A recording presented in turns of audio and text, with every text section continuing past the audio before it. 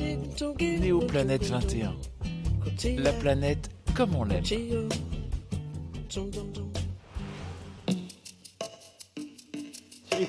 Thierry Faugeras, pardon. Bonjour. Vous représentez le Conseil national des professions de l'automobile et vous, bien sûr, au Conseil national, eh bien, l'hydrogène occupe une grande part de vos réflexions et de vos projets. Finalement, en quoi justement l'hydrogène est important chez vous dans la mobilité au niveau de l'automobile?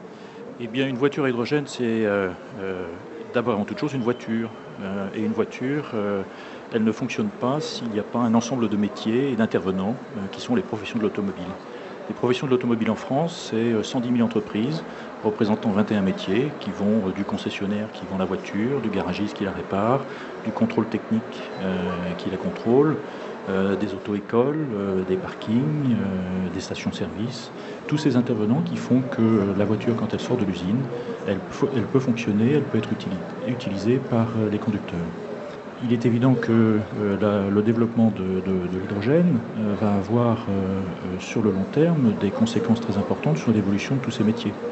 Parce que les métiers de la réparation vont évoluer, il va falloir apprendre de nouvelles technologies, il va falloir apprendre à distribuer de l'hydrogène dans les stations-service. Il va falloir former les conducteurs et en particulier faire en sorte qu'ils s'acculturent, qu'ils s'approprient l'hydrogène. Et donc c'est très important dans une démarche prospective que les professionnels de l'automobile accompagnent dès l'émergence de ce marché l'ensemble des acteurs. Vous avez un rôle majeur à jouer dans la démocratisation, je dirais, des usages de l'hydrogène au quotidien. Parce que là, ce dont vous nous parlez, là, on est en prise directe avec notre quotidien. Tous les jours, on va à la station, si on a une voiture, on va passer son permis, on va au garage, enfin voilà, quoi, on est dedans là. Quelque part, vous avez tout à fait raison. Juste un chiffre, les Français dépensent 154 milliards d'euros par an pour leur motorisation.